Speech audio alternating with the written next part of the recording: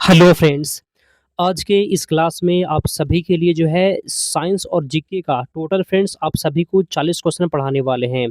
ये क्वेश्चन आपके एग्जाम में बार बार रिपीट होता है फ्रेंड्स, इसीलिए अच्छे से सभी क्वेश्चन को याद कर लीजिएगा, ठीक है। तो चलिए क्लास को स्टार्ट करते हैं। सभी क्वेश्चन जो है ना बार बार पूछ जा जाता है, वही क्वेश्चन पढ़ा रहे हैं आपको, ठीक है। चलिए आज का पहला क्वेश्चन है, जब किसी सेविंग ब्रश को पानी में से निकाला जाता है तो उसके बाल आपस में किस कारण से चिपक जाते हैं। ये क्वेश्चन बहुत बार एग्जाम में पूछा है फ्रेंड्स। इसका आंसर हो जाएगा पृष्ठ 9। आंसर यहाँ पे बी हो जाएगा, ठीक है। याद कर लीजिएगा, बहुत बार क्वेश्चन पूछा है। अगला, मोटर कार में शीतलन प्रणाली मतलब रेडिएटर किस सिद्धांत पर काम करता है, बताइए। मोटर कार में शीतलन प्रणाली जो है ना रेडिएटर किस सिद्धांत पर काम करता है। केवल चालन, केवल संवहन, केवल विकिरण या फिर क्या होगा। तो फ्रेंड्स यहाँ पे 2 नंबर क्वेश्चन का बी हो जाएगा जी, केवल संवहन। 2 नंबर क्वेश्चन का बी आपका सही जवाब है। आगे चलते हैं तीसरा, एक समतल दर्पण की वक्रता त्रिज्या कितनी होती है। एक समतल दर्पण की वक्रता त्रिज्या क्या होती है। शून्य, अनंत, शून्य व अनंत के बीच कुछ भी या फिर कोई नहीं। तीसरा का बताइए सही जवाब, ठीक है। आपके पास कम टाइम बच रहा फ्रेंड्स, तो पता है जी कम टाइम जो है ना आपको कम टाइम में ज़्यादा क्वेश्चन पढ़ा देंगे, ठीक है। यहाँ पे आंसर आपका हो जाएगा अनंत होता है, बी हो गया आपका।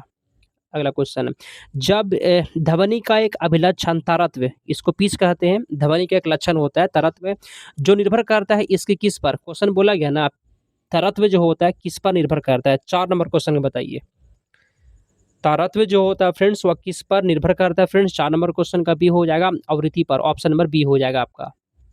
चलिए अगला क्वेश्चन, लॉ ऑफ फ्लोटिंग सिद्धांत की खोज किसने किया था। लॉ ऑफ फ्लोटिंग सिद्धांत की खोज किसने किया था। चलिए 5 का कमेंट करिए आप लोग। तो फ्रेंड्स यहाँ पे आर्किमिडीज हो जाएगा। 5 नंबर क्वेश्चन का डी हो गया। आगे बढ़ने से पहले फ्रेंड्स कुछ प्रूफ देखिए क्वेश्चन कहाँ से आता है। देखिए ये क्वेश्चन पूछा गया है, सेम क्वेश्चन मेरा नोट्स में, ये क्वेश्चन पूछा गया है सेम मेरा नोट्स में, ये भी क्वेश्चन फ्रेंड्स पूछा गया। देखिए ये क्वेश्चन नोट्स में भी था। देखिए ये सब क्वेश्चन क्लास का भी क्वेश्चन है, नोट्स का भी है, ठीक है। देखिए यहाँ पे स्क्रीनशॉट देखिए, पहले ये हम पढ़ा रहे हैं ना, ये मेरा क्लास का है, ये क्लास में भी है और नोट्स में भी है। ये भी क्वेश्चन क्लास में पढ़ा भी रहे हैं और नोट्स में दे भी दिए थे, ठीक है। ये देखिए फ्रेंड्स क्वेश्चन पूछा गया है, सेम क्वेश्चन मेरा नोट्स में, ये भी क्वेश्चन पूछा गया नोट्स में। तो क्लास से और नोट्स से फ्रेंड्स ऐसे पूछता है, प्रूफ आपके सामने है। अगर आपको नोट्स लेना होगा व्हाट्सएप पे मैसेज करिए, 149 रुपये में मिल जाएगा। आगे चलते हैं हम लोग, सापेक्षता का सिद्धांत, सापेक्षता का सिद्धांत किसने दिया था। 6ठा नंबर क्वेश्चन का बताइए, सापेक्षता का सिद्धांत किसने दिया था। 6ठा का कमेंट करिए। तो यहाँ पे फ्रेंड्स 6 नंबर क्वेश्चन का सी हो जाएगा आइंस्टीन, ऑप्शन नंबर सी हो गया आपका। अगला, वह उपकरण कौन सा है जिससे समुद्र की गहराई को मापने के लिए ध्वनि तरंग का प्रयोग किया जाता है। वह उपकरण कौन सा है जिससे समुद्र की गहराई को मापने के लिए ध्वनि तरंग का प्रयोग किया जाता है। 7 का बताइए सही जवाब। तो फ्रेंड्स यहाँ पे 7 नंबर क्वेश्चन का बी है जी, सोनार हो जाएगा। आगे चलते हैं 8वां। चलिए, इलेक्ट्रॉन सूक्ष्मदर्शी का आविष्कार किसने किया था। देखिए आविष्कार या खोज वाला क्वेश्चन एग्जाम में रहता है, ठीक है, तो इसको आप भूलिएगा मत। इलेक्ट्रॉन सूक्ष्मदर्शी का आविष्कार किया था नोल और रुस्का ने किया था, ऑप्शन नंबर ये हो जाएगा। आगे चलते हैं 9 नंबर। चलिए अगला क्वेश्चन, हाइड्रोजन बम किसने विकसित किया था। चलिए कमेंट करिए 9 का सही जवाब।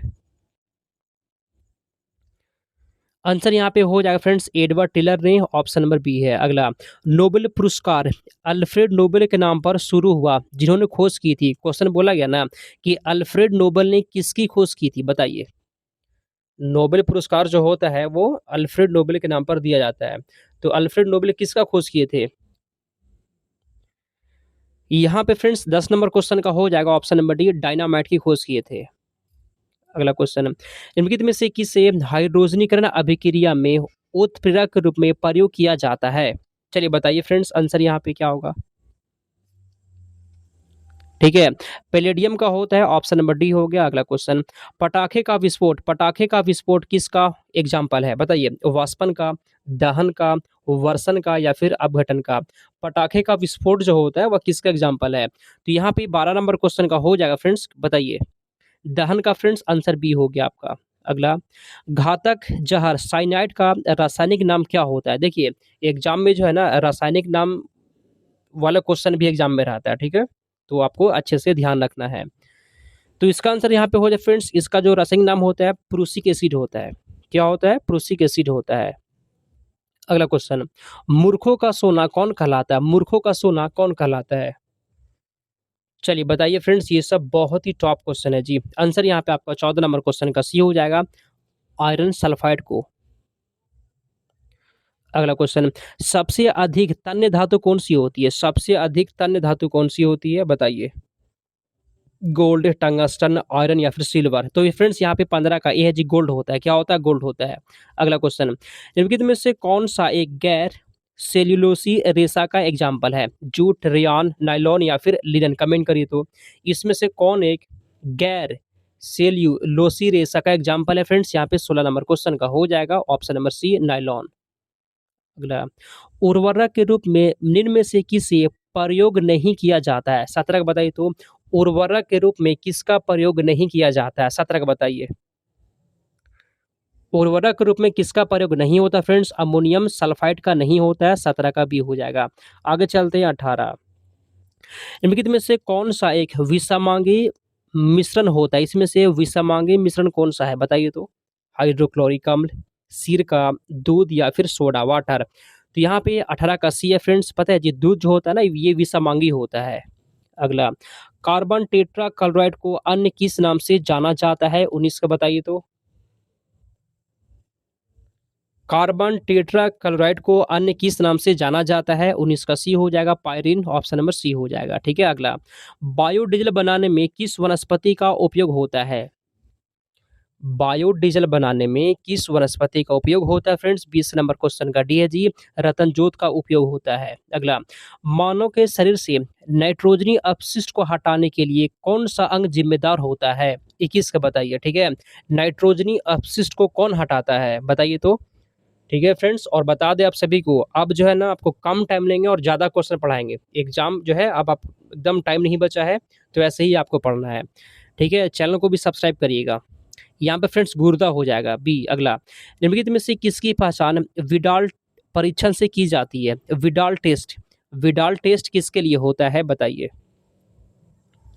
विडाल टेस्ट, विडाल परीक्षण किसके लिए होता है जी? पता है किसके लिए फ्रेंड? टाइफाइड को, टाइफाइड के लिए होता है। ठीक है, विडाल परीक्षण किसके लिए होता है? टाइफाइड। Option number C. अगला, मानव के शरीर के किस अंग को शरीर का रासायनिक कारखाना कहा जाता है? 30 का बताइए तो। मानव शरीर के किस अंग को शरीर का रासायनिक कारखाना कहा जाता है फ्रेंड्स? आंसर यहाँ पे हो जाएगा यकृत। अगला क्वेश्चन, निम्नलिखित में से कौन सा एक जल संक्रामक रोग है? जल संक्रामक रोग कौन है? 24 को बताइए। इसमें से कौन एक जल संक्रामक रोग है फ्रेंड्स? 24 का ए हो जाएगा, पीलिया। क्या होता है? ये जल संक्रामक रोग होता है। आगे चलते हैं। आगे बढ़ने से पहले यहाँ पे कुछ प्रूफ देखिए फ्रेंड्स। ये क्वेश्चन पूछा गया है, सेम हम क्लास में पढ़ा दिए हैं। क्लास का सेम फ्रेंड देखिए, नोट्स में दे दिए हैं। नोट्स का देखिए, नोट्स का फ्रेंड्स यहाँ पे देख सकते हैं, पेज नंबर लगा दिए हैं। ठीक है, ये भी क्वेश्चन फ्रेंड्स पूछा गया है, सेम क्वेश्चन हम देखिए नोट्स में दे दिए थे। नोट्स का पेज नंबर देखिए। ये भी क्वेश्चन फ्रेंड्स पूछा गया, सेम क्वेश्चन मेरा नोट्स में, नोट्स का यहाँ पे पेज नंबर देखिए। ये भी क्वेश्चन पूछा गया नोट से, ये भी क्वेश्चन नोट से। कहने का मतलब है, नोट से हूबहू क्वेश्चन आता है, प्रूफ आपके सामने है। आपको भी अगर नोट्स लेना है फ्रेंड्स, 149 रुपया मिलेगा। व्हाट्सएप पे मैसेज करिए, आपको मिल जाएगा। बहुत बच्चे लेकर पढ़ाई कर रहे हैं। ठीक है। अगला, निम्नलिखित ग्रंथियों में से कौन सी ग्रंथि फेफड़ों के बीच विद्यमान रहती है? कौन सा ग्रंथि फेफड़ा के बीच में रहता है? 25 का बताइए। तो यहाँ पे हो जाएगा thymus. Option number C, thymus ग्रंथि कहाँ होता है? फेफड़ा के बीच में। अगला, गुजरात का सर्वाधिक महत्वपूर्ण तेल क्षेत्र बताइए। इसमें से कौन तेल क्षेत्र है जी, जो गुजरात का है? गुजरात का सर्वाधिक महत्वपूर्ण तेल क्षेत्र अंकलेश्वर है। Option number A. अगला, विभाजन के कारण भारत का कौन सा उद्योग बुरी तरह से प्रभावित हुआ था? 27 का बताइए। ऑप्शन नंबर सी हो जाएगा, जूट और कपास उद्योग। अगला क्वेश्चन, कानपुर किसके लिए प्रसिद्ध है? कानपुर किसके लिए प्रसिद्ध है? 28 का बताइए। कानपुर किसके लिए प्रसिद्ध है फ्रेंड्स? यहाँ पे 28 का भी है जी, चमड़ा उद्योग के लिए प्रसिद्ध है। ठीक है, आगे चलते हैं। नेताजी सुभाष चंद्र बोस अंतर्राष्ट्रीय हवाई अड्डा कहाँ पर है? मुंबई, कोलकाता, दिल्ली या फिर पटियाला? 29 का सही जवाब। नेताजी सुभाष चंद्र बोस अंतर्राष्ट्रीय हवाई अड्डा फ्रेंड्स, ये 29 नंबर क्वेश्चन का बी हो जाएगा, कोलकाता में है। आगे चलते हैं हम लोग। पारादीप बंदरगाह, पारादीप बंदरगाह किस राज्य में है? 30 का बताइए तो। पारादीप बंदरगाह किस राज्य में स्थित है? 30 का बताइए। तो फ्रेंड्स यहाँ पे हो जाएगा, ये ओडिशा में है जी पारादीप। बी हो गया आपका। अगला क्वेश्चन, बाघों का प्रमुख रिजर्व सरिस्का अभयारण्य किस राज्य में स्थित है? 31 का बताइए। आंसर यहाँ पे बी हो जाएगा फ्रेंड्स, राजस्थान में है। ठीक है, अगला क्वेश्चन, कौन सा वेद अंशतः गद्य रूप में भी रचित है? चलिए 32 का सही जवाब क्या होगा? यजुर्वेद फ्रेंड्स, यहाँ पे बी हो जाएगा। अगला क्वेश्चन, हर्ष के शासनकाल में उत्तर भारत का सबसे महत्वपूर्ण शहर कौन सा था? हर्ष के शासनकाल में उत्तर भारत का सबसे महत्वपूर्ण शहर कौन सा था? कन्नौज, ऑप्शन नंबर सी हो जाएगा। अगला, एलोरा के प्रसिद्ध कैलाश मंदिर का निर्माण किसने करवाया था? 34 का बताइए। तो यहाँ पे 34 नंबर क्वेश्चन का बी है फ्रेंड्स, कृष्ण प्रथम हो जाएगा। अगला क्वेश्चन 35, किस पुर्तगाली गवर्नर ने नीले पानी की नीति अपनाई थी? चलिए 35 का बताइए। तो किस पुर्तगाली गवर्नर ने नीले पानी की नीति अपनाई थी? तो फ्रेंड्स यहाँ पे 35 नंबर क्वेश्चन का हो जाएगा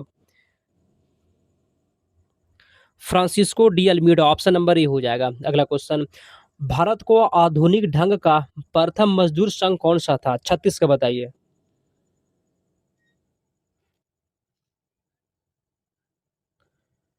तो फ्रेंड्स यहाँ पे 36 का ए है जी, मद्रास मजदूर संघ। अगला क्वेश्चन 37, आगे बढ़ने से पहले फ्रेंड्स उतना प्रूफ दिखा दिए थे, थोड़ा सा और प्रूफ देखिए।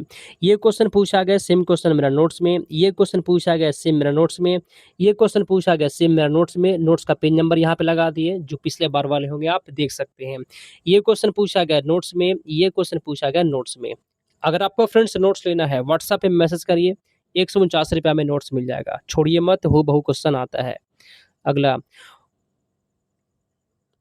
चलिए अगला क्वेश्चन, 1897 में किसकी गिरफ्तारी के बाद राष्ट्रीय कांग्रेस में एक नया मोड़ आया? बताइए।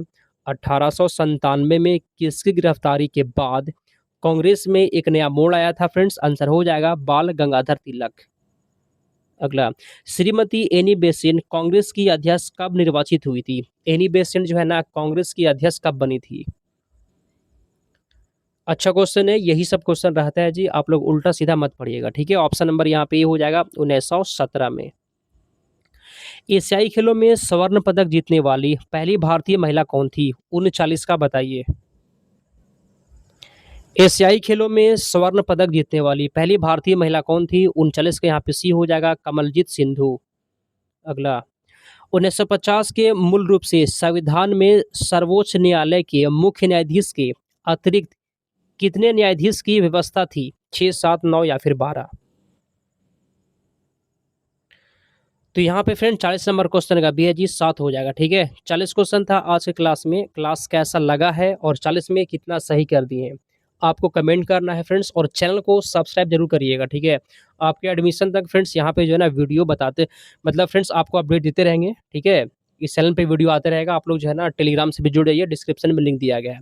चलिए हम लोग समाप्त करते हैं, मिलते हैं अगले क्लास में।